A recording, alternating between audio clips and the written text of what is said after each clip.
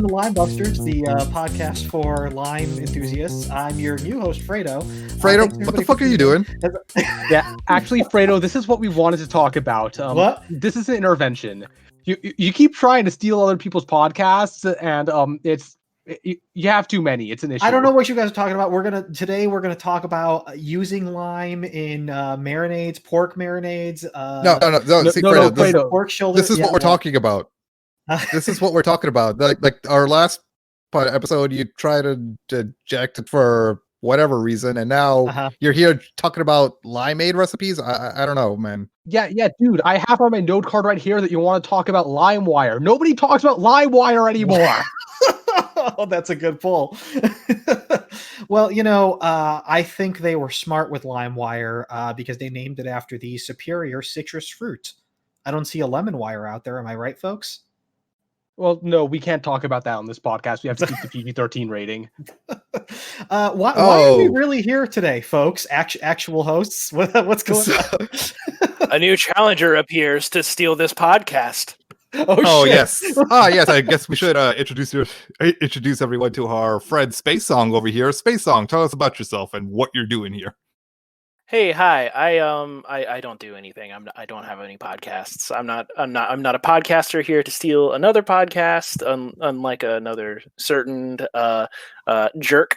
Welcome in this to my call. show, buddy. I'm happy to have you here. Welcome to Fredo. my show. Yeah. This is now my show. I'm still stealing it just because I'm a kleptomaniac. That's what you need to know about me. So what SpaceSong is trying to say is that we've been friends for a while. He heard what we were talking about and he decided to set me straight on a few things, because what we're going to be talking about right now are our unpopular video game opinions. Video game hot takes. Here we go, baby. I have a lot of grievances to air out with all of you. Yeah, you want hot takes? We have fucking preheated this baby. And Paresh, it's a funny. We got this, or at least I pushed for this idea because I got into a fun little Twitter conversation, and Paresh had some I thought very reasonable takes. So I thought we'll do this show, and Paresh will have a lot of very reasonable takes that I'll sit there and agree with. And you have a nuclear one, an atomic take that. No, let's get right into this. This is probably the actual hottest take on here because I feel like mine are all somewhat recognized to some degree, but this is we need to talk. I will yield the floor to you in just a sec, but I do want to mention, folks listening, this is something we're doing for fun. We're not really looking to have serious deep debates, here. So what are you talking about? Well, maybe we will. I don't know. We'll see how it goes. But Paresh, please, I think the people demand to hear this take, and I am very curious about the rationalization for it. All right. So y'all know the first Devil May Cry game, right? The very first one. You said the one that came out all those years ago. Renowned, beloved PlayStation 2 game. Yes. Not a single thing wrong with it in the world. Ideal. Yeah, as close. The perfect game ever been. Yes, exactly. It has aged like hot donkey shit. Because you know what? Here's the what? Okay, yeah, let's hear it. No, well, because I thought your take was that it was bad in the first place. And aging badly is maybe not quite the same, because I'll admit I haven't gone back and played it for a while. Yeah, a game aging bad isn't the same thing as a game being bad. So let me provide some context here. He came into a Discord that he and I are both in, and it was like, "Oh man, this game right here, this is dog shit. I cannot believe I said it aged like dog shit. Bad." No, we got you to scale it back to aged like dog shit. So please, Paresh, go on. I want to hear about how bad Devil May Cry. I think this may be just because I'm so used to playing Devil May Cry 3, which is utter perfection. Yeah, it's a great game, man. No, that is where that genre got solved. Period. And it is hard to go back to pre-styles, no grabs, all that stuff. Yeah. But I think it's because it came about because I was just so used to Devil May Cry 3 system. But the first thing that really stuck out to me about where I didn't really enjoy this game as much as other people did, and the fixed camera. It feels like Resident Evil with swords, which makes sense because apparently this started out as another Resident Evil game. It started out as Resident Evil 4. Yeah, speaking of which, I cannot wait for the Resident Evil 4 remake to accidentally become a Devil May Cry remake. That would rule, absolutely. But yeah, other than that, the combat system is just it. I guess what it is that it really just suffers from a lot of first installment blues, because the combat system is just. And keep in mind, I played the remastered version, so it just feels like the game just kind of throws you in. It assumes you read that little booklet in the middle and that you get with every case. You know what I mean? You remember those? Mm-hmm. Yeah. I had the PS3 version of this collection, and it actually did have like a PDF scan that you can pull up in the PlayStation 3 OS and read. So the version I had, definitely you could just go look at that manual. I don't know about the PlayStation 4 one. It's probably an online manual at this point, but yeah. Okay, but yeah, so I'm struggling just to string together combos here, and I'm apparently you have to like pause in between every sword swing, which Devil May Cry 3 did, but I would have liked to have been told that, you know. And then you get this level of pirate ship, and then it turns into a janky ass first person swimming simulator where the yes. The directions are inverted, and because fuck you if you have dyslexia, I guess, where up doesn't mean up. That's fair. The swimming stuff was, this is hardly treading new ground, but that was a weirdly ubiquitous video game thing until fairly recently. Is that they all shitty water levels? Yeah, to have these shitty swimming levels that everybody hated that were way worse than the rest of the game. The idea being that you're breaking up the pace of the game, right? Yes, but you always break it up with something that's worse than the rest of the game. You know, that was always there was a decent stretch of time where every game either had a shitty swimming section or a shitty driving section. Yes, like a bad vehicle thing, or and even, even into this generation, it's less common, or at least when they break it up, they do something better.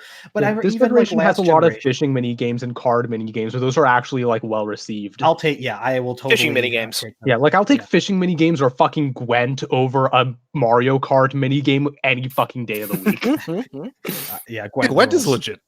Yeah, I mean that became its own game, right? Because it's like legitimately fun and well designed. Absolutely. God, now I want to fucking Witcher cart. That needs to be a thing. So yeah, other than that, and then just when I was starting to get used to the combat system on there, I just found the grenade launcher, and suddenly all challenges out the window. I just blast every enemy in their faces, and I hardly ever use the sword now. So that's where I'm at with that game now. I don't think any of that is that unfair now that I hear you mention it, because the first game in a series, the weapon balance isn't going to be quite where it got later on, and the pacing isn't going to be quite. I mean, I still think it was fantastic for the time, but allow me to interject here. Go ahead, please. It's not even that it's the first game in the Devil May Cry series. It is the first game like Devil May Cry. Period. Pretty much, yeah. It always felt like it was. There was a little bit. This is maybe right, maybe wrong, but to me at the time, it always felt like that kind of evolutionary branch of games sprang up through Onimusha. It was like Resident Evil, then Onimusha was like the half actiony version of Resident Evil, and then Devil May Cry was like the fully actiony version of Resident Evil. So there was a little bit of a build up, but absolutely, I mean, I feel like the character action genre was really started there or around there. I mean, it was definitely one of the pillars of that genre. It's interesting too, because you can kind of look at that very first one and see the echoes of even some like 2D action games in there, especially with the way the camera likes to put you like at a distance looking side on at what you're doing, especially like in that very first run up to the castle. Right. Also, but before I forget this thought, so that game started out as Resident Evil 4. Have you guys considered what Resident Evil 4 is and like the setting you go to, like that castle? It's pretty interesting how those ideas stayed alive between those two games. Yeah, I suppose that's true. I didn't really think about that. While we're on the topic of Devil May Cry, I just have a Devil May Cry hot take, which Prish has actually heard before. Oh man. Okay, so. Yeah, actually, just to sum up on my hand. So yeah, first Devil May Cry, I recognize its influence. I'm just not a fan. Hot take: it's a good game, and you're just bad. Yeah, no. So my Devil May Cry hot take is that Dante Devil May Cry and Hellboy are literally the same character. Well, I mean, Hellboy is Hellboy, though. I mean, played by Ron conceptually, Perlman. not like personality-wise, like conceptually. Uh-huh. Like, aside from physical appearance, they're both like scions of hell that now fight against their own heritage because they grew up on Earth. Well, I mean, I guess that's true. The tropes like at a conceptual level line up, but then you get into the actual nuance and like what those. Well, that's what I said. I said and conceptually, the journeys like they go obviously, on. like beyond like surface level. I think there are enough similarities there that like. I mean, the conceit of the character is similar. I mean, I don't see how this is an issue with a million like cop dramas around. Like, give me like a million like Scions of Hell. Like, oh no, I agree. I'm not saying this as a negative thing. I'm just saying that like you know, it's just I wouldn't really consider that a hot take. That's just more like a unique observation. He's the Dinobot of that universe, is what you're saying, basically. All right, folks. Well, hey, let me bust in. Oh, he's hosting. He's hosting. You gotta wrangle this back from him, Praise. Yeah, I'm coming to steal the show. So you know what? I've got one that I've always considered to be like, up until pretty recently, I always considered to be kind of like a hot take because I would always get a lot of pushback on it. But I feel like in the last decade or so, a lot more people have turned to my way of thinking, and I'll kind of explain why that is in a minute. But it's that I think that the N64 was kind of not that great. I think that there were a lot of great games on it. Yeah, sorry, did you lose me? No, I just said no. I was just saying, oh, okay, go on. Oh, okay, yeah. Let me just because if you look back on any era of consoles, you know, there is always a bet on what direction games are going to go in, right? And like sometimes people nail it, sometimes not so much. Nintendo has always been particularly like brave and creative in how they've approached things, and sometimes that's paid off and sometimes it hasn't. And I think when it comes to the N64, there were a few pretty significant places where they kind of like bet on the wrong horse, so to speak. It had a lot of weird bottlenecks that ended up inhibiting it in a lot of ways that turned out to be very significant with where games had gone in the next few years. So stuff like, you know, using the carts and having like a really low texture cache, so it had very poor ability to push textures. So why do you hate it? On textures. I'm not saying I hate it. I'm just saying he's saying it's a bad piece of hardware. Yeah, I'm saying it's like a lot of missed potential. Like a lot of the things that came afterwards, like the fact that it had such poor third-party support, that it had virtually no RPGs. It had really a pretty small library, like when you consider it next to the PlayStation and like how much stuff was coming out on the PlayStation and the N64. Oh yeah, for sure. You know, save for a handful of like of incredible. I mean, I think Mario 64 was like worth, you know, buying the system for by itself. But when you compare it to like what they did with the SNES, it did feel like they kind of botched a few things, you know, and when I would tell people that in like 2005, they would blow up on me because I think for a lot of folks that are like maybe a little younger than me, that was like their first console. So they have a lot of fond memories of it. But I think looking back now, you can definitely see that, like, you know, they lost a lot of market share with the N64 and you could see why, you know? So I don't know. That's mine. I don't know what you guys think about that. How were you supposed to hold that controller? That's just my question. How were you supposed to hold that controller? I made a note, you know, it depended. I think that the controller is a really good example of that because that's a place where like they had some interesting ideas, and when you look at the way controllers evolved after that, they were onto some things. They were. But the idea of having it be like 3 handles and you hold it differently based on what game you're playing, a lot of times that didn't work great because like you would still have to hit L to like use the maps. You'd have to let go of the controller, and when you were using the middle analog stick, your hands were too close together and your knuckles would be bumping up against each other. Like it wasn't a great. It was interesting ideas, but it wasn't a great controller. It was like an uncomfortable controller to hold. I didn't really like it. And I'm not, you know, people that know me in real life, like I'm a big Nintendo guy. I got like framed Nintendo posters all over my house. Like he does. I love the stuff. So I'm not saying this is like a Sony's better than Nintendo. I love Nintendo. I just think, you know, it didn't quite pan out the way they wanted. Nintendo. I mean, I think you have a good point. I think you can make some direct comparisons. Anyway, sorry, go ahead. I think you have a really good point about the lack of third-party support because that's just something that Nintendo struggled with a lot. Like up until recently, they've gotten better at it, but like I remember one of the biggest strikes against like the Wii was that it didn't have a lot of third-party games on it. It was like, and the Wii U, like really, the like I remember third-party games were shovelware. Yeah, we had a lot of shovelware. One of the big things that got people so excited about the Switch is that it has like actual third-party games on it.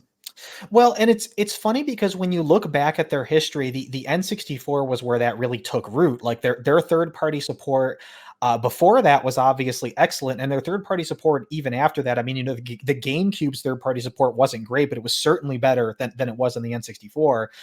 And I think a large part of the reason for that was like the technical limitations. When you look back at a lot of the non N64 games that were big in that era, stuff like Symphony of the Night or Tomb Raider, stuff that was heavy on a lot of the things that the N64 was bad at doing. RPG, Final Fantasy. I mean, I know that Square worked out a deal with Sony, but like any big RPGs like that amount of dialogue and video and music would have just been too hard to do with the limitations of the console. Yeah. Let's commiserate Quest 64 and its failed. Yeah, Quest 64. There was that Gomon game that was kind of like an RPG hybrid. That was Zelda, of course. And a couple other weird things like Hybrid Heaven, but there wasn't, Ogre Battle, right? Like Ogre Battle 64. Battle. Yeah, I couldn't. I was never a big Ogre Battle fan. I remember renting it and not having the manual for one, which probably really screwed me. But even then, the story didn't really pull me in out of the gate either. Well, and that was a weird kind of like strategy tactics, RPG hybrid. It wasn't really like a purebred RPG. And I would guess, in Nintendo's defense, I would guess in that era, they probably looked at like what the Sega CD and the 3DO were doing. And they probably figured like, well, CD games are all going to be like weird novelties. It's all going to be stuff like Sewer Shark. It's never going to be like this huge thing that's going to redefine gaming. And then you had like Metal Gear Solid and stuff happening, and they were like, oops. And to be fair, if they were looking at what Sony was doing with disc technology and they saw Battle Arena Toshinden, I can see them being like, okay, that is technically impressive, but also it's so limited in scope and you only have so much space on the disc. And little did they know that disc space was gonna go up like really quickly, like some shockingly quickly. I'll mention one more thing and then I'll shut up about the N64. Like, that's an interesting point about the early games in that era, because a lot of those early PlayStation games and Saturn games, they're not sharp looking. No, they're not sharp looking, and part of the reason for that is that they didn't really use a lot of textures. So I think N64, Nintendo probably figured like textures aren't going to be a big thing. All 3D games are all going to use like Gurad shaded polygons, like the way Mario 64 does, and Mario 64 looks great. But then a couple years into that generation, developers were like, oh, actually, we can really work with textures and make stuff look a lot better. And they just were not well suited. I think they just didn't expect that graphics were going to go in that direction. I think they probably expected like most games were going to look more like Banjo-Kazooie and Mario, be maybe a little bit more cartoony, bright and colorful. Art style. Art style. And it just turned out, it went the other way. So yeah, I don't know. That's my first one, but I've been talking for a while, so maybe somebody else can throw one out. SpaceSong, you said you wanted to. I think you're the only one who hasn't really gone yet, and so drop that take, baby. Let's hear it. Yeah. So Metal Gear Solid 5 is a bad game. It's a very well playing game. I love Metal Gear Solids 1 through 3. I liked Peace Walker all right. 4 happened. I like 4. 4, the miniseries? Yeah, the HBO miniseries that lasted 6 months. Yeah. That's just to install it. I like Metal Gear Solid 4. I love Metal Gear Solids 1 through 3. I've got a soft spot for Peace Walker, even though I never finished it. That was cool. Yeah, that's a cool game. But 5, let's just focus on 5 here. I just didn't like it. Like I got to let me see here. I think I got to the point where you get to the second map, which I think is in Africa.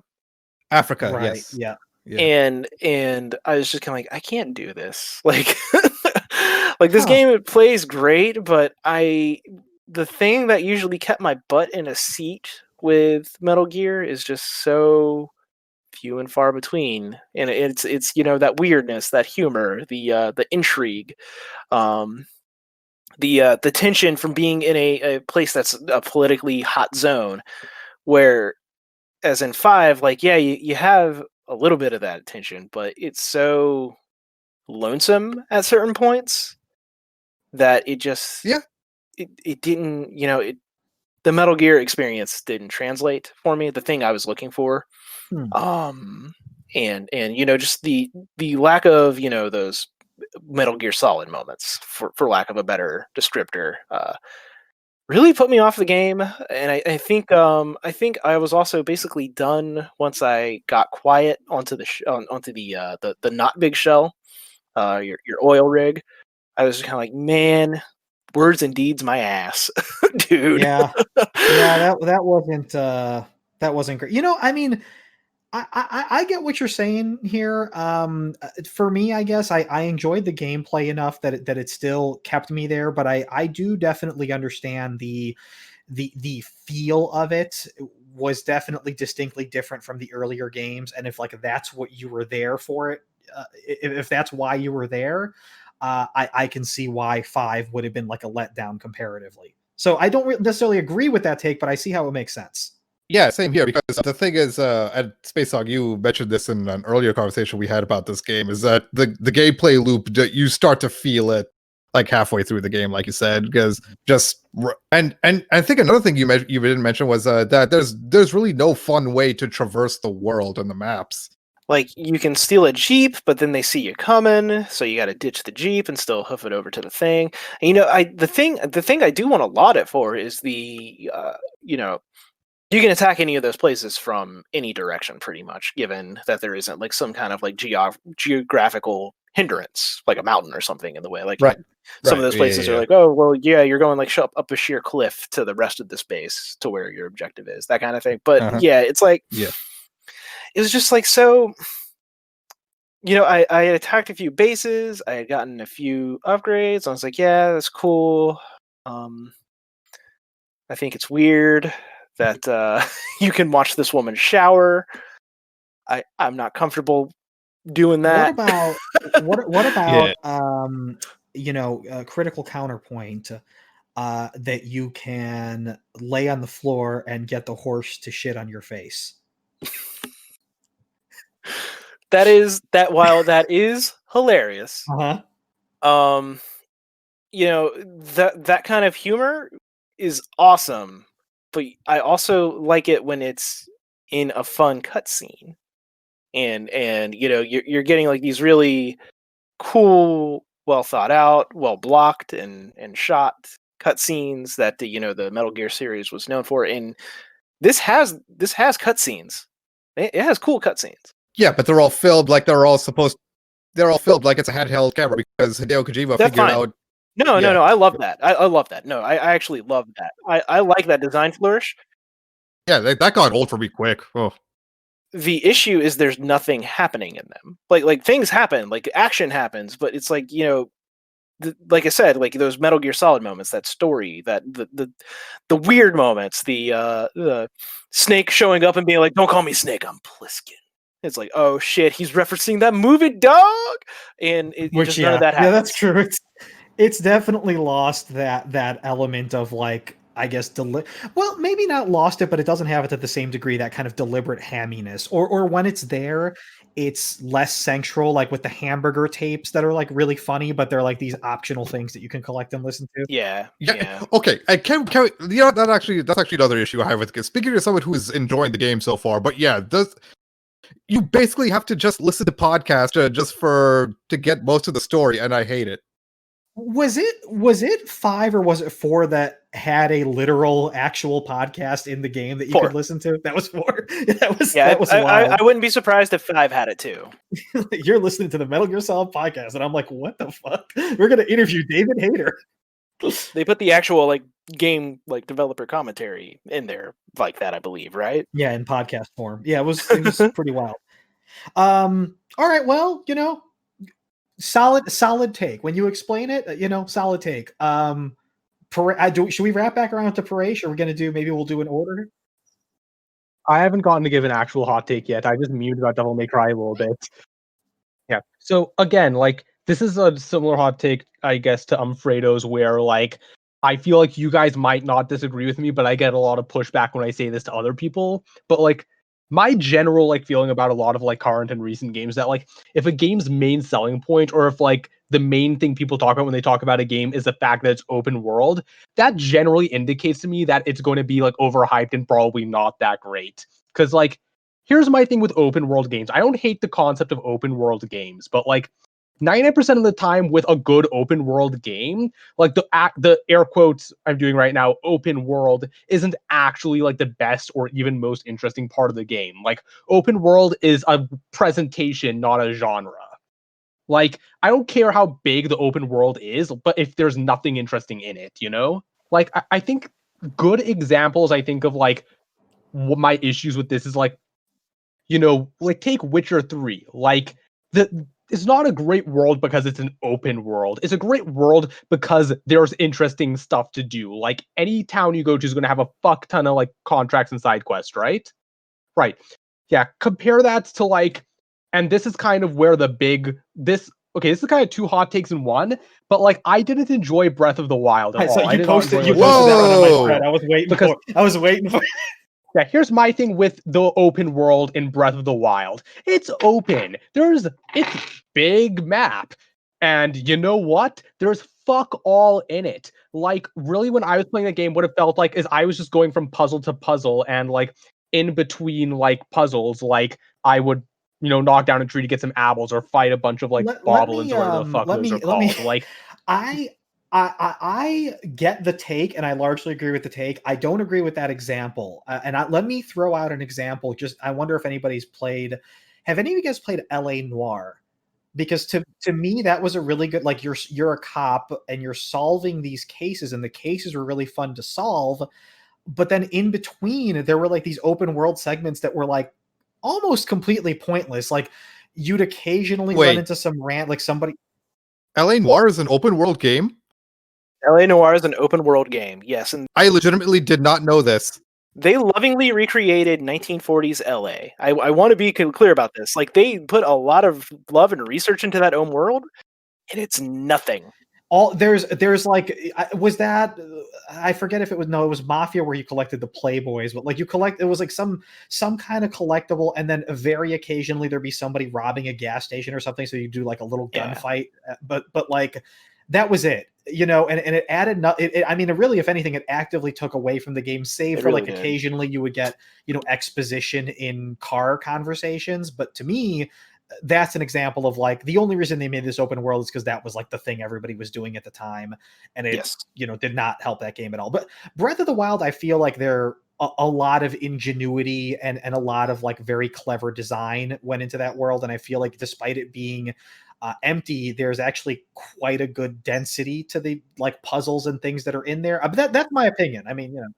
I mean, I'm not criticizing the puzzles. I'm talking about everything you do when you're I'm not going to disagree that it's empty too, because there's actually a lot going on puzzle wise. Like going on, brother. Yeah, there's things that you might not notice them at first, but eventually you start realizing, oh wait a minute, that is like I can do a thing here. Yeah. Well, like all those it's one of those things where early on you don't realize that, but the more you play that game and the more access to different abilities you get, you start seeing there.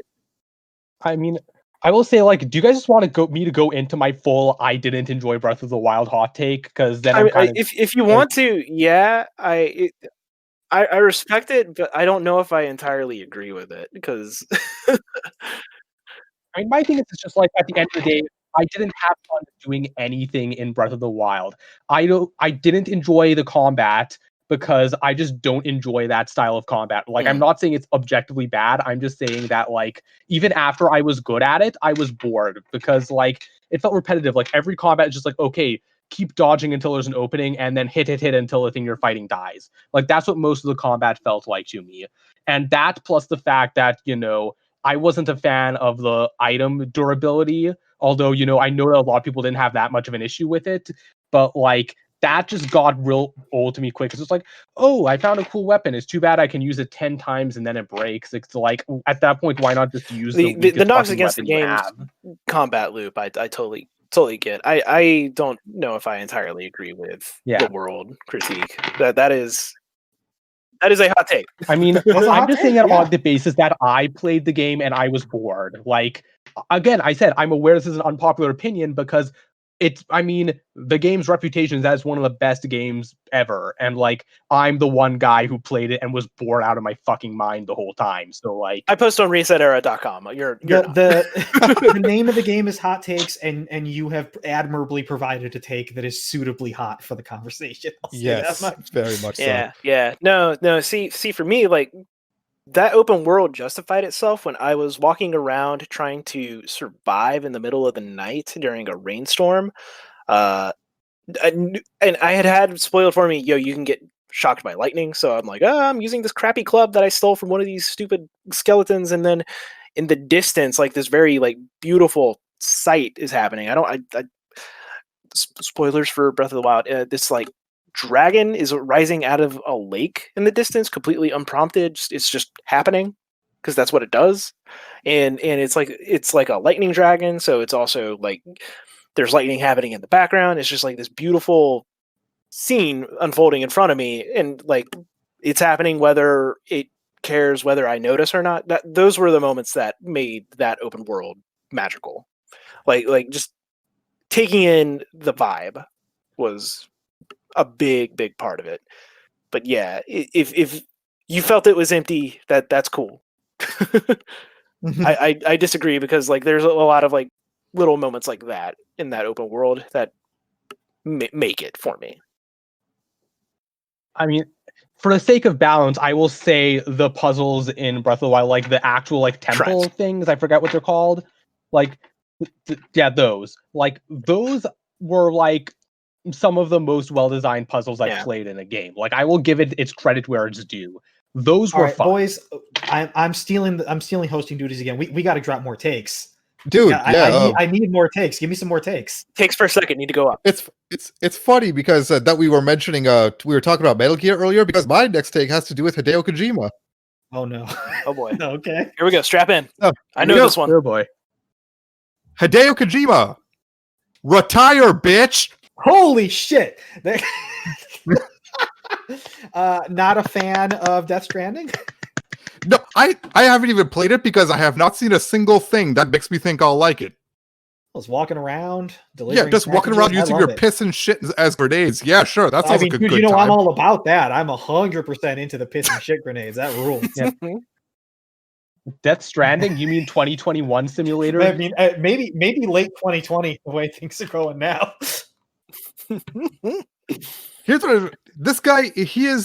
He's the Apple of gaming. He made some quality products in the past, but now he's just coasting on the blind loyalty of his cult/fan base. That's really what it is. Yeah. Oh boy, and you know, I agree. Hitting me as somebody who notably holds exactly that opinion about Apple. You're hitting me where it hurts. I mean, you know what? Also, he is very much an auteur that has very particular taste, and I think that it works sometimes and it doesn't work other times. And I think I'm just one of those. The parts where it doesn't work is when he's literally putting his fetishes on screen. Well, yeah, I mean, and that's fair.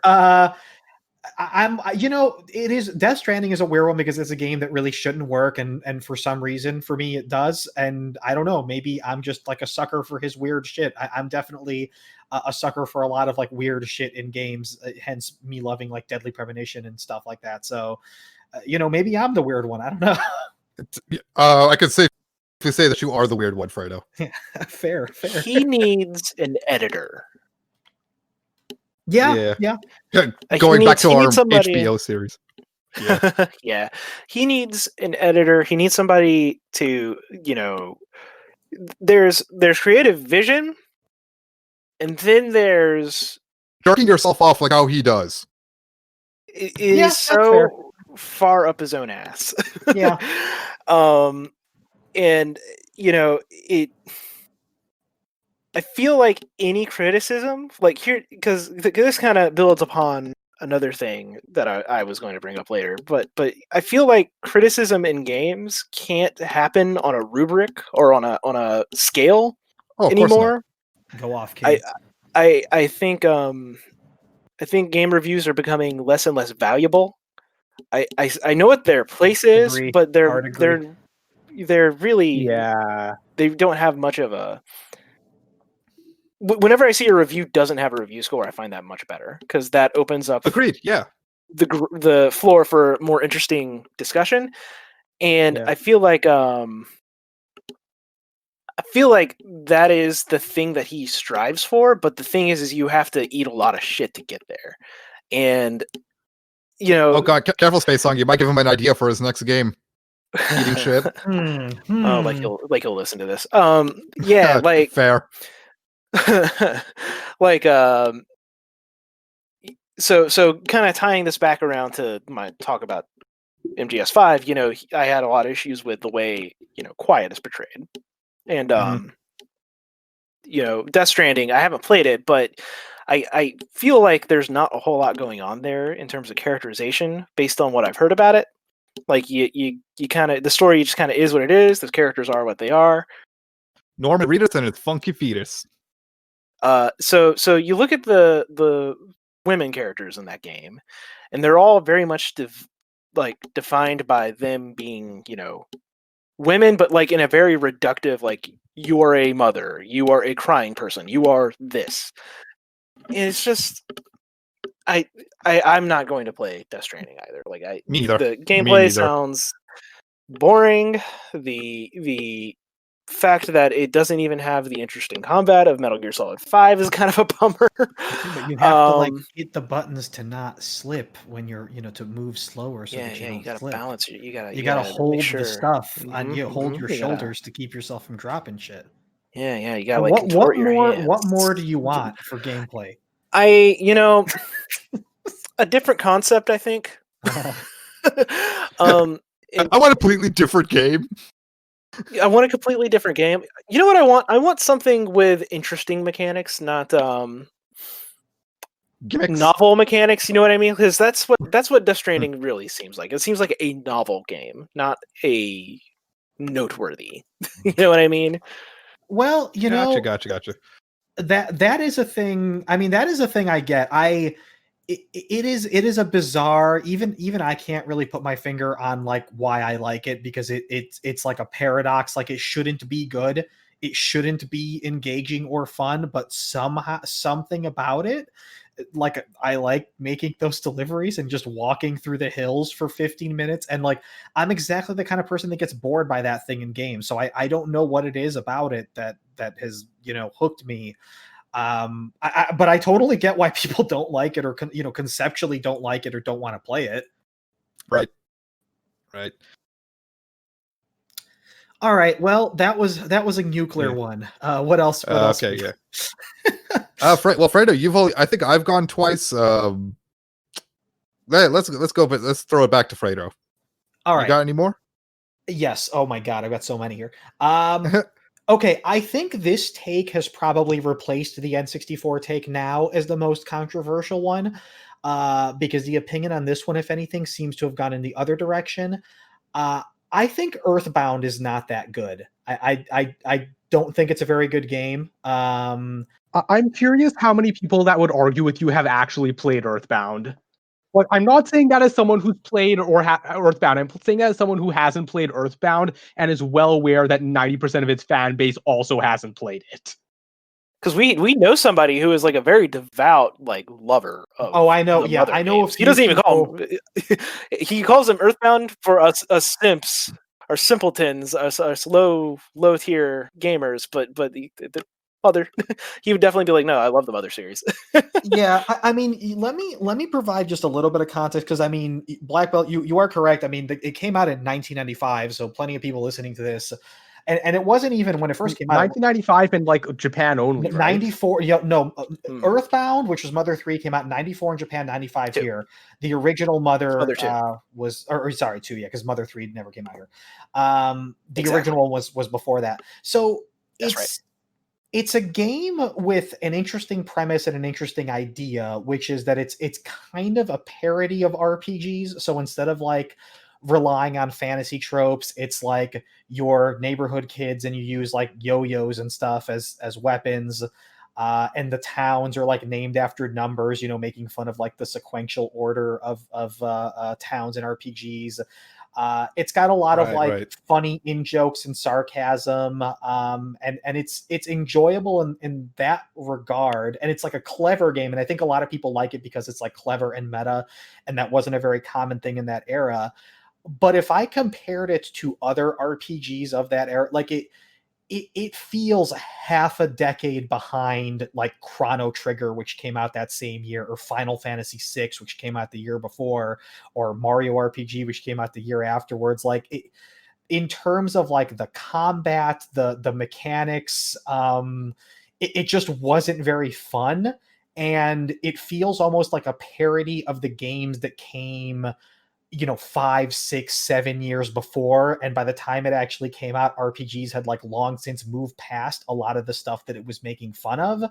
And I think that's why it's like hard to go back to for me, or why it never really resonated for me, because given the choice, I mean, I probably wouldn't even put it in like a top 10 of RPGs of that era, thinking about like the later Fantasy Star games, or Shining Force, or Chrono Trigger, Final Fantasy. Hell, man, the strides that Dragon Quest was making. Yeah, Dragon Quest. I mean, there's so much stuff. I mean, I think if it maybe would have come out in like 1990, I'd maybe have a little bit more affection for it. So maybe part of my distaste for it, maybe not even distaste, I don't think it's like bad, it felt dated at the time. It hasn't really aged all that well, and mechanically I just don't really think it's that good of a game.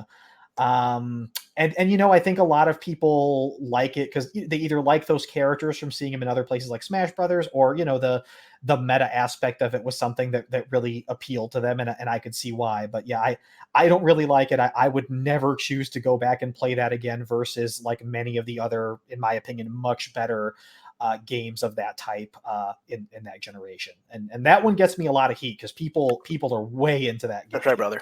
Yeah, that's right. You got the most heat with me right now. I was going to say, I really love Earthbound. I've only played the SNES one, which would be Mother 2. Yes. But, I feel like if it... I don't think I would have played it all the way if it had been like a more complex game. I think it being a more simplified thing works in its favor because it is a parody. It's going for parody before it's going for complexity. You know what I mean? Yeah. So I think it works in its favor. If it's one of those things you probably have to be in the right mindset when you approach it. It gave me a little bit of that. Do any of you guys remember that it was on like PS3 and maybe Xbox, Matt Hazard? It was like this parody of action game. Yeah. A really cool idea that needed more time in the oven to really shine. And but I don't know the if I would publisher was say like, that. gotta get it out now. Gotta get it out, yeah.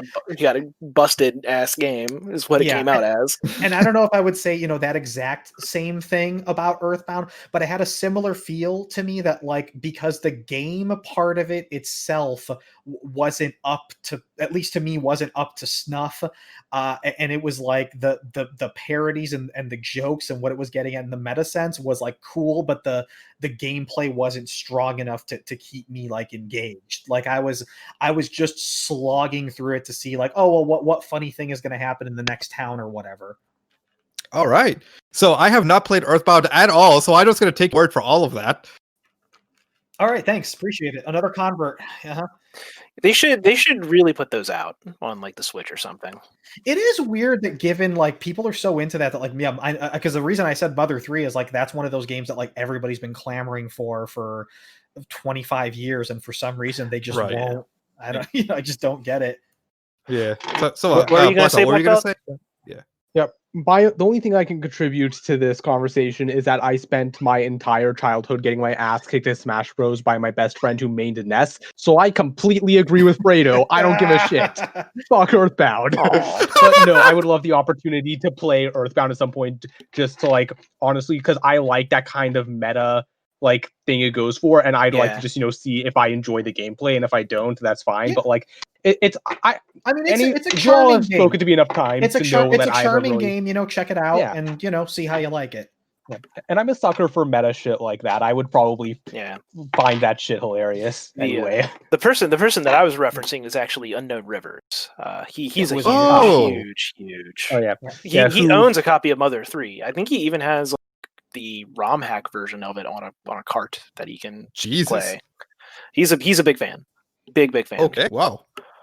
I'll reach out to him after the show. But I love how over the course of this episode, we've already each gone through and said, hey, and given the typical, hey, this popular game, I don't like. Black Belts doesn't like Breath of the Wild. Fredo just did Earthbound. I just did Devil May Cry 1, and you, SpaceSong did Metal Gear Solid 5. So, Black Belt, yeah, you're the only. I think who here hasn't gone twice? I gotta get a yeah. What's the? I've gone. I mean, I've gone once. Went twice in a row because I did that open world take, then immediately like went into the Breath of the Wild take. Oh, but okay. like, I can. My other takes aren't that hot. I don't think. I can kind of build on your first take about the open worlds.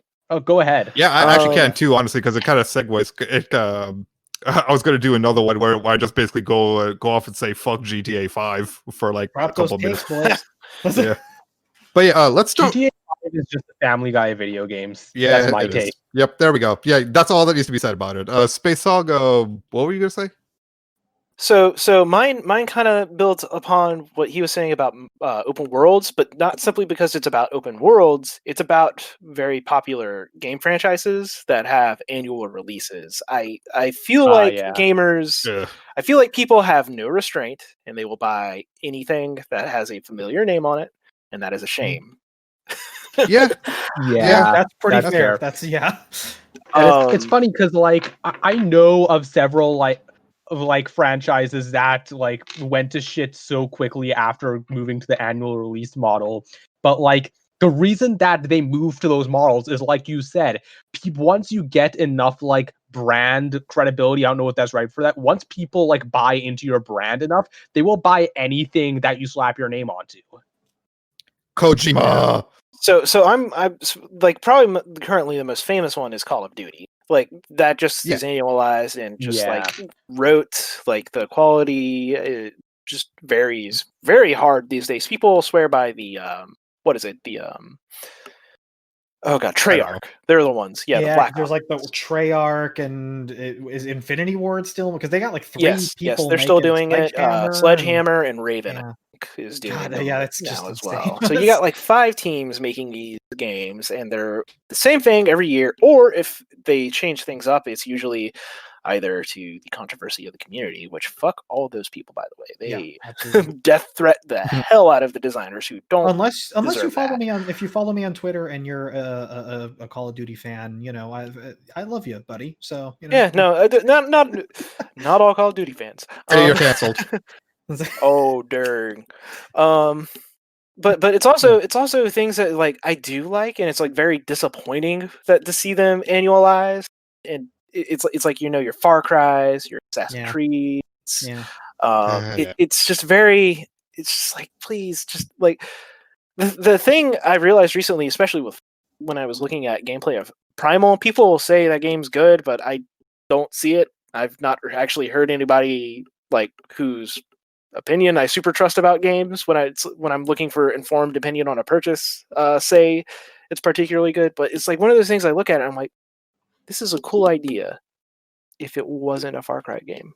It was a cool idea, but the mechanics of Far Cry didn't lend themselves super well to it. You know?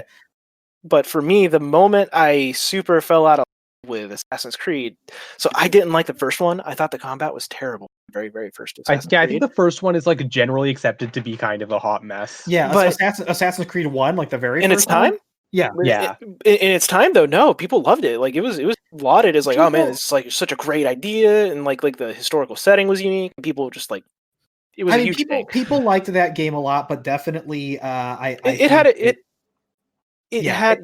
people had caveats. Yeah, it definitely got heat. And it was one of those. It was kind of like Hitman, where like the second one was where it really seemed to catch. You know. But anyway, I'm sorry. Go on. But yeah, like then I played the second one and I like super fell in love with it. That one is probably still the best Assassin's Creed, let's be honest. And then I got the Brotherhood in, you know, Rome. It's a cool place. Colosseum? It's a cool thing, right? I hated Rome. I didn't like the map. I thought the map was terrible. I thought getting around the map was terrible. And then it was the first time I played a game that was like egregious with the feature creep. Like that was actually when I learned that term. feature creep, and Yeah. and it was just tacking on things constantly. Like, oh, you have this entire Facebook game thing going on over here with your assassins that you're building up. You're building up this entire creed of assassins, and you can send them on these missions. And then there's like this countdown timer. Also, you have Facebook. Like this is like the height of like Mafia Wars, and it was pretty much just Mafia Wars, but with Assassin's Creed inside Assassin's Creed. And then you had to go like the fast travel in that game. You had to go like I'm just going down like a laundry list of like why I didn't like it. But basically, I'm definitely biased. I have a soft spot for those first 2 Ezio games because well, the story's fine. Well, the story's fine, but I have a specific thing because you could play them in Italian, and the production values in Italian language were very, very good. I mean, usually, I speak English, obviously, and I usually play games in English, but because those took place in Italy, I wanted to play them in Italian, and they got really good. Like the acting was really good. Like most people that are listening to this that like speak another language and have the option to play games in that language will say, usually the voice acting's like not as good, and it's a little half-baked, but they really hit it out of the park with the Italian in that game, right down to like the colloquialisms that people would use and stuff, and I really, really enjoyed that. Or like the smug British guy that they gave play Assassin's Creed in Italian. Yeah, I mean it's all or at least two in Brotherhood at the very least. Yeah, 2 in Brotherhood, because then the other one took place in like the Middle East and stuff, and it didn't have the Italian. Okay, there you go. Yeah, but yeah. Yeah, but like that, it's one of those things. Like even the open world was a bit of like part of that feature creep. Like they didn't have to make that game an open world game. Like the way they had it built in the second one, where it's like, okay, you have this like state, and you're going to these different counties. Was basically how it was constructed. That would have worked fine for Brotherhood. Like they put a bunch of like nothing in between like the main hubs where you're doing the story stuff, and otherwise that world just was not fun to get around. No, I agree with you, and I think that they sort of I don't think they were bad, but I think they sort of got worse after that until Black Flag kind of revitalized it with all the like sea battles and pirate stuff. Yeah, well, they made the actual act of getting around the world fun. Yeah. I mean, they effectively but then the 2 sequels to 2 and then 3 and the DLC for 3. It was the problem with Assassin's Creed Black Flag is it was a great pirate game that also had to be a mediocre Assassin's Creed game. It was weird. It would have almost been better if they wouldn't have. It did seem weird to me that it was even connected with that world at all, and I do wonder if it was just an unrelated pirate game they were making, that they just decided like, hey, let's just make this like the new Assassin's Creed at some point, because it does almost feel that way. Yeah, and that thing with the game, the funny thing is it kind of feels that way in the game too, because the protagonist doesn't really give a shit about the assassins until the third act. It's a means to an end. Yeah, absolutely. It does really feel like anytime you have to advance the main quest, it's like a kid being dragged home from the playground to go do homework. Like you have to give up your cool pirate treasure hunting, breaking ships thing you have to do to go do a poorly designed stealth escort mission thing. Yeah, that's fair. But you know what, boys? That's my Assassin's Creed hot take, is as a game called Assassin's Creed and never figured out how to make stealth a fun or interesting mechanic. Yeah, no, the stealth is literally just you walk slowly behind other people with hoods. Yeah. Assassin's Creed also probably like the one game I think of whenever people bring up that issue with game design, where it's like of following an NPC or escorting an NPC and they can only walk just a little bit slower than like your walking speed. I have a video game hot take. People are terrible at video games, especially stealth games, and if you're bad at being stealth in a video game, you're bad. My hot take is that games peaked with chess and it's gone downhill ever since. All right, I'm liking the frequency of these takes. Hell yeah. It's funny that you mentioned stealth games, because like I get where you're coming from, is that God, it's just that stealth games take such a specific mindset and a patience, yeah. And patience and just I love it. Well, you also like Far Cry 2. You're a fucking masochist. Far Cry 2 was cool. Far Cry 2 is the best one.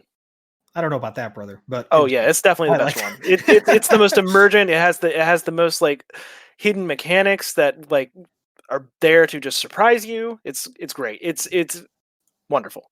as a game that I see the appeal. I like the it bear that eats evokes a cheeseburgers. mood and a scene and a place in a way those other games don't. Where Far Cry 2 is experiential, Far Cry 3 and 4 are video games. You know what I mean? Yeah, I guess that's fair. I mean, sure. Yeah. Far Cry 2 is the best one. All right. The grenades I don't roll know down the about that hills. Anyway, let's Shout out Style Pumps.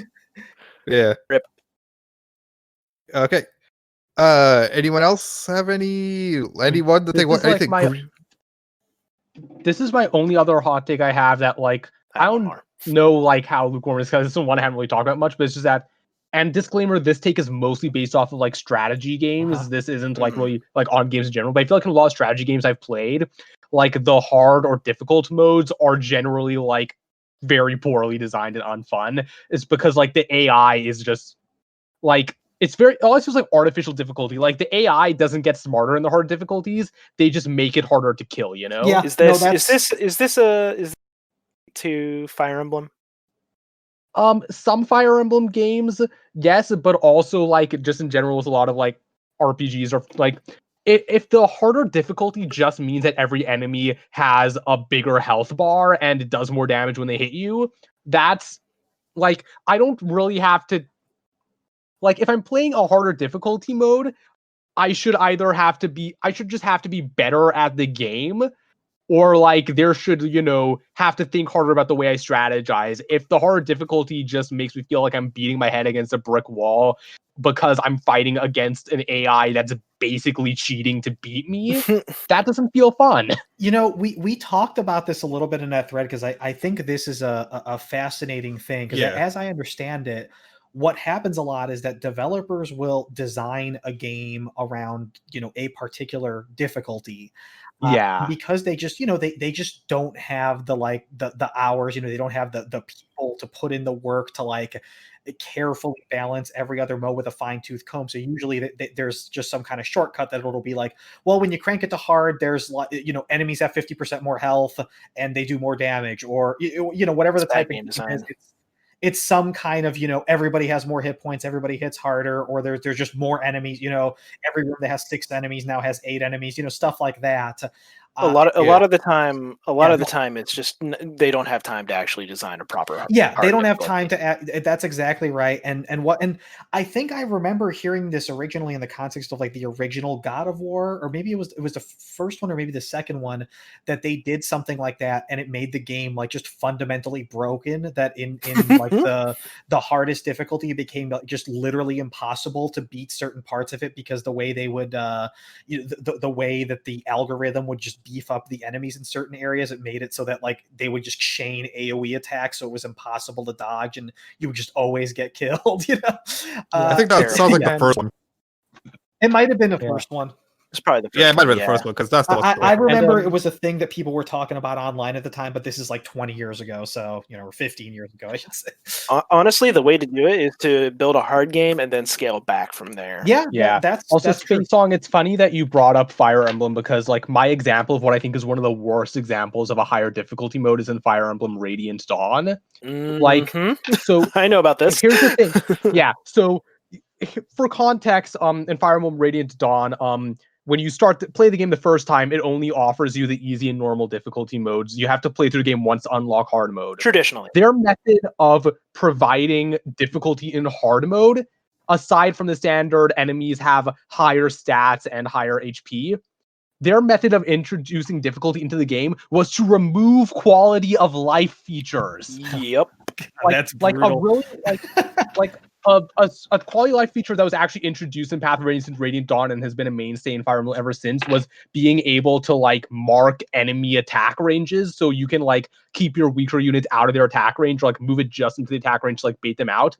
Hard mode in Radiant Dawn removes the ability to check enemy attack ranges. You have to do all that mapping out on your own in your head.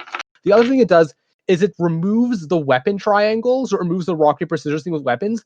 And the funny thing about that change is that actually makes the game easier. Yeah, I was gonna say the main strategy for Radiant Dawn hard mode is to, because you remove the weapon triangle, that means you just give everybody forged axes to fight with, because axes by default have the highest damage but lowest accuracy. But like with the forge mechanic, you can just increase the accuracy on any axes. So you give everybody axes with maxed out hit and damage, and like you literally are able to trivialize the game.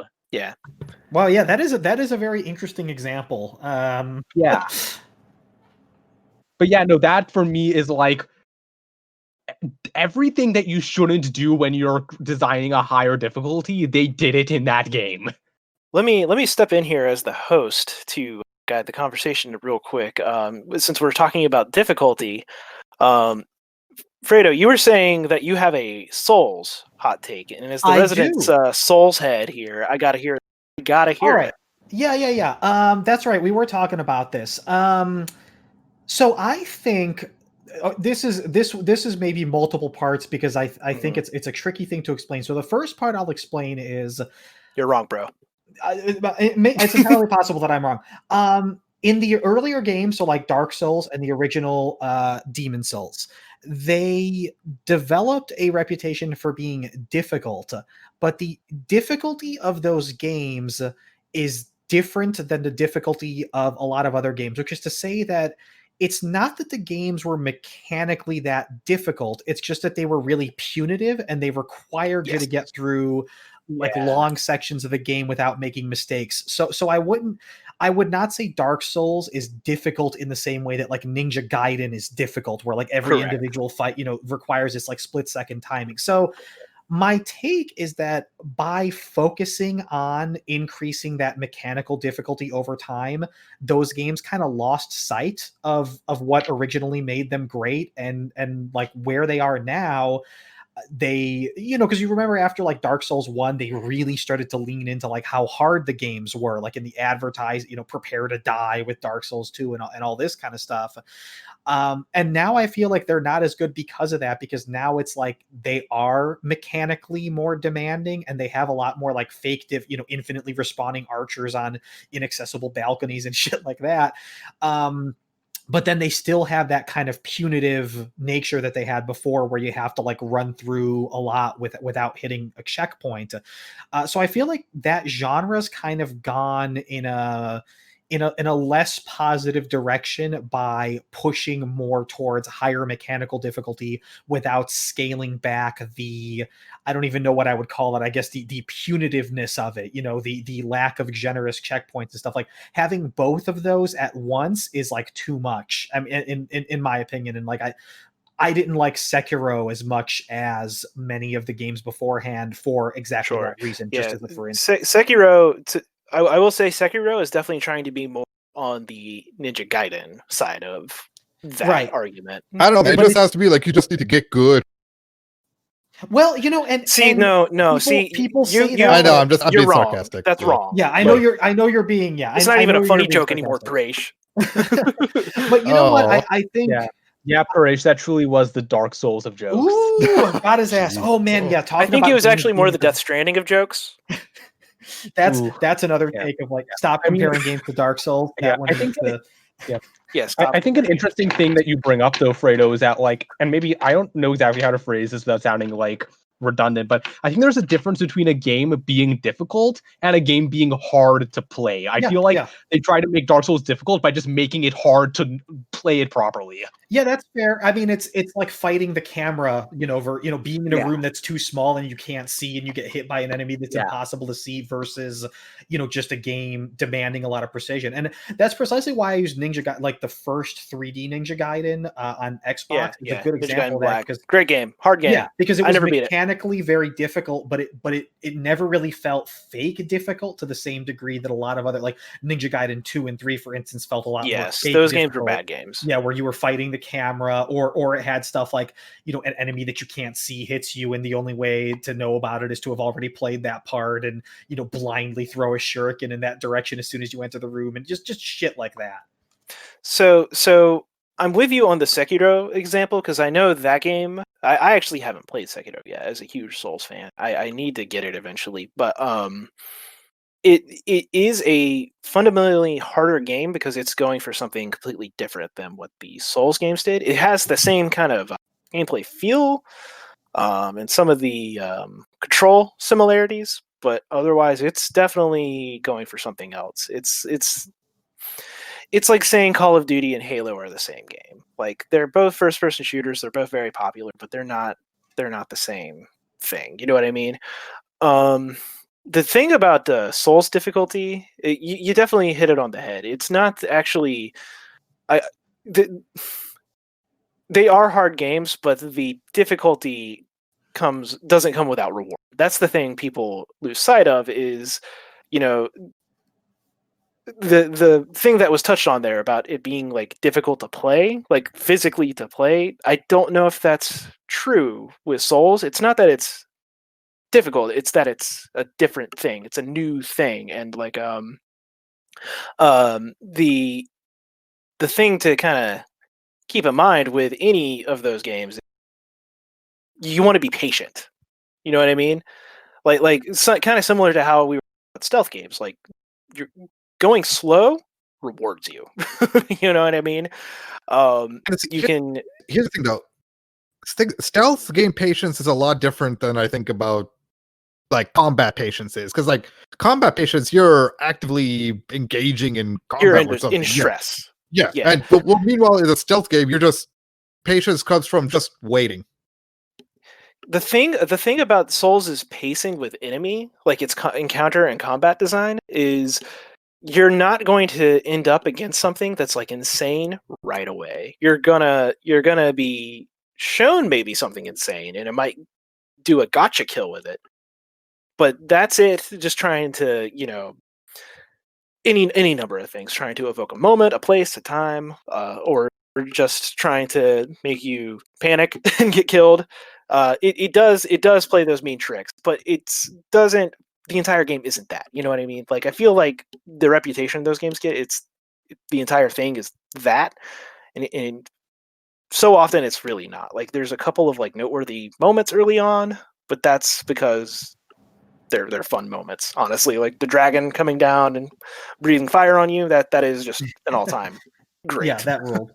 Yeah. I mean, I don't even disagree with the point you're making. But I do think over time, not just the ones by FromSoft, but other games like Neo, oh sure, Lords of the Fallen or whatever, like they've just leaned a little bit more on that kind of more mechanical difficulty, or more cheap / tricky stuff over time, because I think there is such an expectation for those games to be like hard. Right? Gotcha, bro. Yeah. Didn't see that one coming, did you, idiot? Like, God damn it. Like, just constantly. Yeah. All right, Souls I think avoids that very well. I've been actually trying to get Paresh here to play one of the Souls with me. I think play Bloodborne. Great. You were talking about the games like becoming more mechanically difficult to play. I don't think that's the case with Bloodborne at all. I think that is a smoother, faster paced game, and it's similar to Souls with how it's hard because other games don't play like it. You know what I mean? I agree. You have to wrap your head around that first, and once you're there, you're there. It's not difficult; it's just different. Yes. Okay. And so Fredo, let's just get close to wrapping up here. I understand you wanted to discuss something. I think it was I forgot what it was called. It's like the hang on, I'm just scrolling through the Discord. Yeah, I'm putting you on the spot. Let's see if you can remember. Yeah. This has truly been the Minecraft of Dark Souls discussion.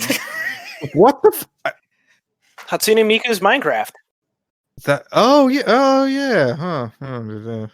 Very familiar, yes. The Souls. Nick Gage's Minecraft. To anyone that writes about games here, that's a pretty hack. Like, maybe stay away from the so and so is the Dark Souls of whatever thing. That's a pretty like, to quote The Simpsons, anything that is the something of something else isn't the anything of anything. That yes, very well said. I had a friend put me on blast for saying the new God of War was taking some inspiration from the Souls series with camera angle and its combat mechanics, and he was like, no. And I'm like, it was, though. Like, even Balrog has said as much, I believe, right? I'm not crazy about that. I don't know. Somebody went on record saying yes. Yeah, it wouldn't be a shock if that turned out to be the case. Sure. Gunstar Heroes. That's what the yeah. Gunstar Heroes. Give me a hot take about Gunstar. All right. So I'm diving very deep into like esoteric, like Fredo on the internet circa 2000 stuff here. So the Gunstar Heroes zone is a thing that I've been trying to make a thing for like 20 years. And the basic idea of it is that it's a phenomenon where a game will come out and be underrated, either critically or by sales. Like it'll come out and not be the hit that it should have been. And then subsequently, there is this effect on the internet of like, because the game is regarded as underrated, the sort of internet fan base around it eventually whips itself into this fervor to the point where the game effectively becomes overrated on the merit of having been originally underrated. And the reason I call it the Gunstar Hero Zone is like any this is probably just screaming into the void, but anybody that happens to have been around game forums like 20 years ago, like I first noticed this for the Genesis game Gunstar Heroes, which is a great game, on the Game FAQs forums in like the late 90s, early 2000s, where people would talk about that game like it was the absolute be-all, end-all. Like there's no reason to even make any more games because the perfect game, Gunstar Heroes, has already come out. And all of that started, and for those of you that don't know, Gunstar Heroes is a sort of Contra-style run and gun shooter by Treasure that came out in the Genesis. It was a really good game. I don't know if I would say it's up there with the best Contra games, but it was great. I think it was easily as good as a lot of the Contra games. And it just, for those of you too, you know what Contra is. It's the where you up, down, you're right. You're right, Paresh. Yeah. That's where the Konami code comes from. Yes. Yeah. And it didn't do the numbers that it should have, and that played a very big part in people hyping it up like disproportionately. And it reached this point where like if you were somebody that was just randomly getting the game forums at the time, you would have thought like, oh my god, like nothing will ever touch the incredible genius of this game, when in reality it was maybe like a 9 out of 10 game that didn't quite sell the way it should. Now this is something that I think it's specifically different from a game that's like a cult hit or a sleeper hit where like it has an audience of fans that like it, but it doesn't blow up big. I mean, I would put a games like Deadly Premonition or like Monster Hunter before that became a big thing, like in that category. Gunstar Hero Zone, I did actually take the trouble to make a list of a few that popped into my head beforehand, and maybe you guys let me know if any of them sound familiar.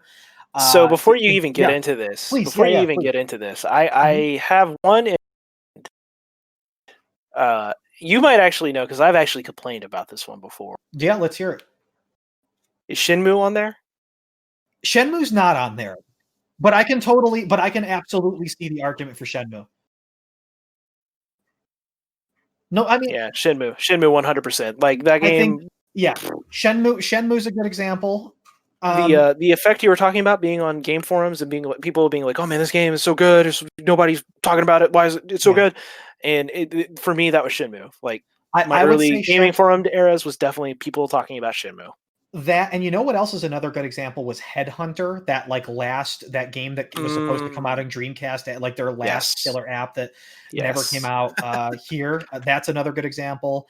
A few more from my list. God Hand, that 3D beat 'em up for the PS2. Really good example of this effect. The follow up to RE4. Okami. Okay. Yeah, wow. Okami's a good example. Mischief Makers. Actually, a lot of Treasures games end up here. Ikaruga's another one, but like Mischief Makers, really good example. Phantom Dust had that effect. Otogi. I don't know if anybody remembers Otogi on the Xbox. That's a FromSoft game, isn't it? I believe it was. Yeah, it was like it was cool. It was like this kind of like undead samurai thing with like destructible environments. Oddworld Stranger's Wrath. If anybody remembers that one, that's another one that I love Stranger's Wrath. So Stranger's Wrath, you would probably actually. It's a great game. I will clarify. I think all of these are great games. Like the Gunstar Hero Zone games tend to be like really good. It's not that I think that they're bad games, or that I even think that they're just people overrated. Them. Yes, it's that people get into this weird, like, because they weren't as big of a hit as they should have been, they eventually get to the point where they talk about them like, you know, they are like nothing else is as good as this, you know. And I mean, the original Gunstar Heroes, I remember I was around and checking forums around the time, people talking about the release of like Metal Gear Solid 2. And people were bringing up Gunstar Heroes in the context of like, well, why would I bother with Metal Gear Solid 2? You know, a completely different game. What? That was like a decade later. Because like Gunstar Heroes is that makes no sense, better. bro. I know it makes no sense, but people used to bring it up, and like all those other games I brought up, the same, like God Hand.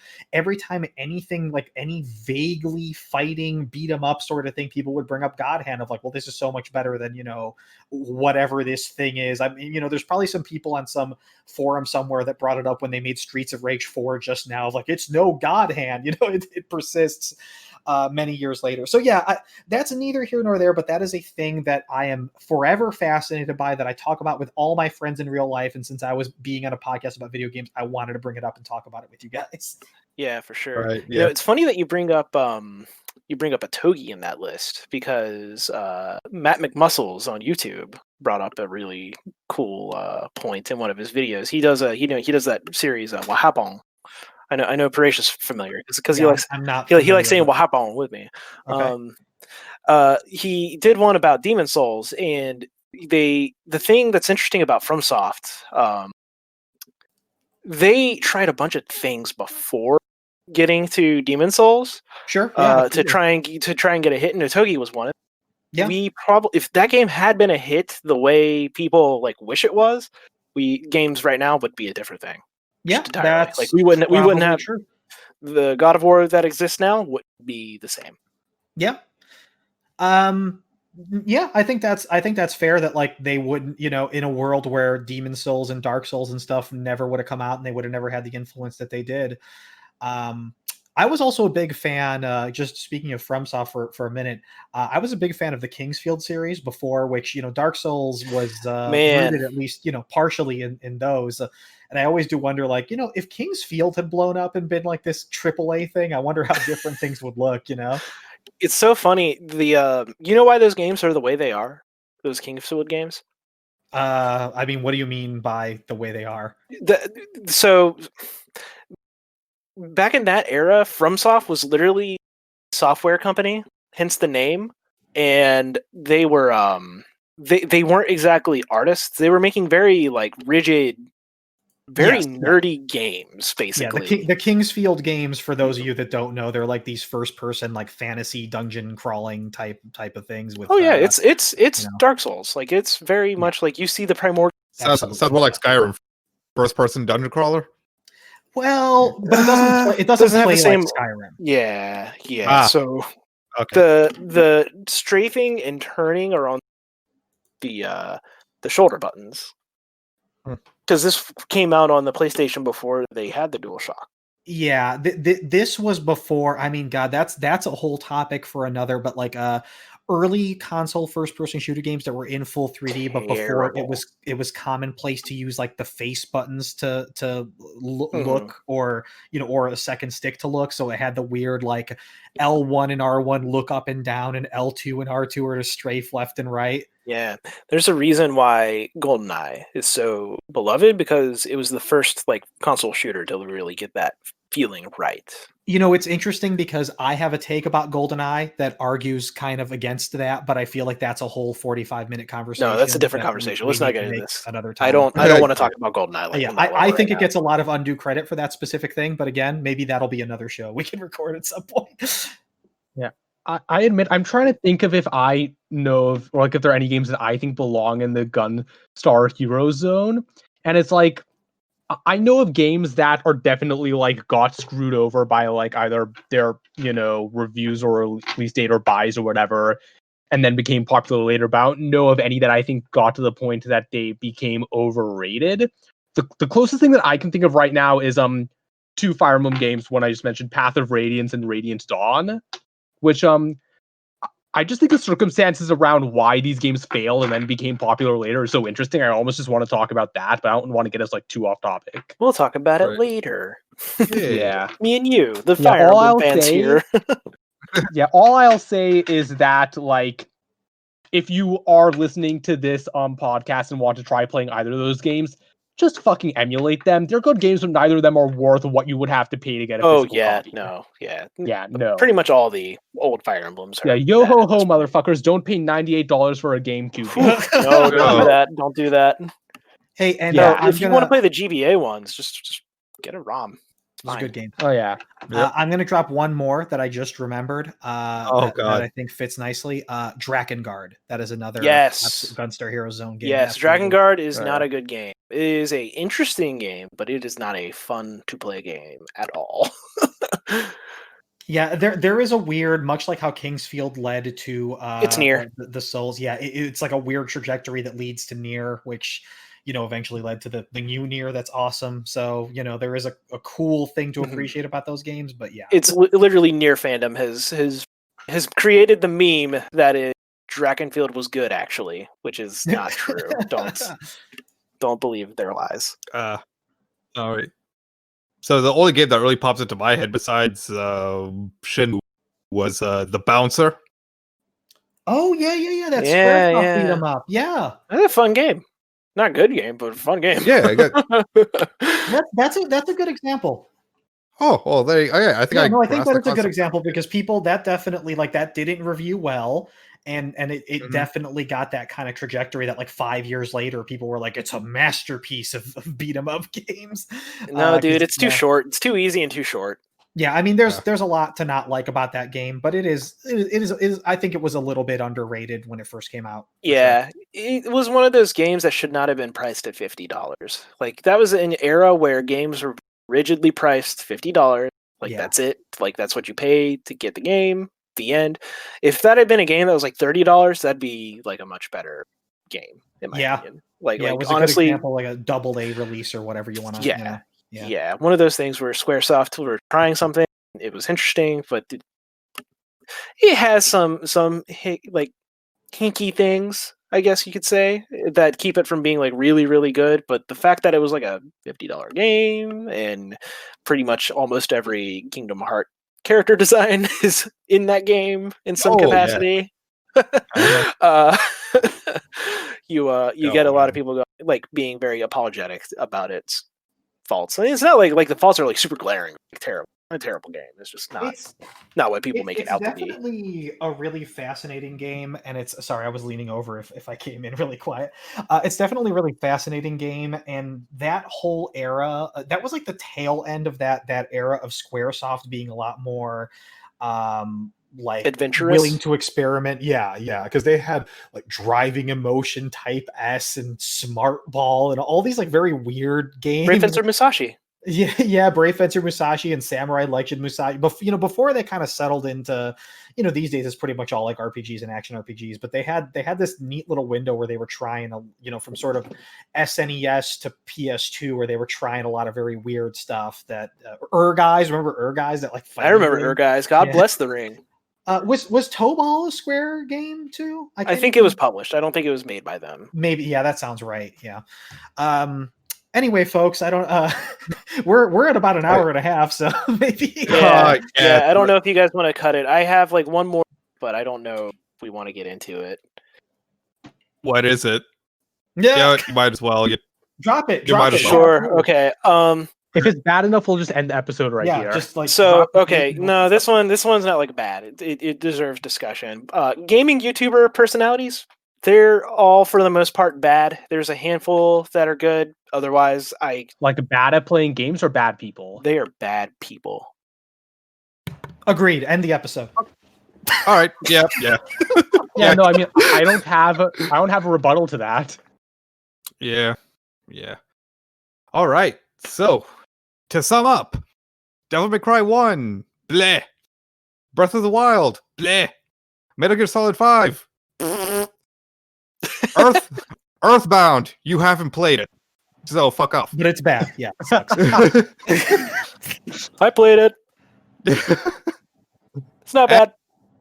And Hideo Kojima retire, bitch. All right. Well, this was really fun. This is gonna be fun to re-listen to and edit. So just for the sheer experience of it. So, any plugs you want to do, or SpaceSong? Do you just want people to leave you alone, or what? I just wanted to say the real video gaming hot takes were the made along the way. Oh, G.I. Joe. Oh wait, knowing is half the battle. You forgot that knowing is half the battle, but yes. All right. Now I know that all of my favorite video games suck, and knowing is half the battle. That's right. All games are bad. Nobody hates games more than people who like games. So yeah, all video games are bad except for chess, Pong, and hopscotch, and Monster Hunter. All good. Monster Hunter and Monster Hunter. And Dig Dug also. All right. And Dig Dug. Yeah, Dig Dug is good, except for Dig Dug 2. Trouble in Paradise. Oh, I swear. Looking forward, Control is going to be on that Gunstar Heroes thing. Watch. Maybe actually it does. Yeah, some of Remedy is actually a pretty good. Like Alan Wake, I think is probably yeah. Quantum Leap is going to get there. Let's wrap it up. Follow Fredo on Twitter at utwitly. That's UTWITILY. Utwit. I love you. Follow me, Paresh, at noblekind92. Follow me, Black Belt, at blackbelt1998. Or don't follow me. I don't give a fuck. And I have a Twitter. You can figure it out. It's not, but I never use it, so don't follow. It's at Barack Obama. Yeah, it's at Barack Obama. At Donald J. at Hottest. That's me. Oh shit, I shouldn't claim that.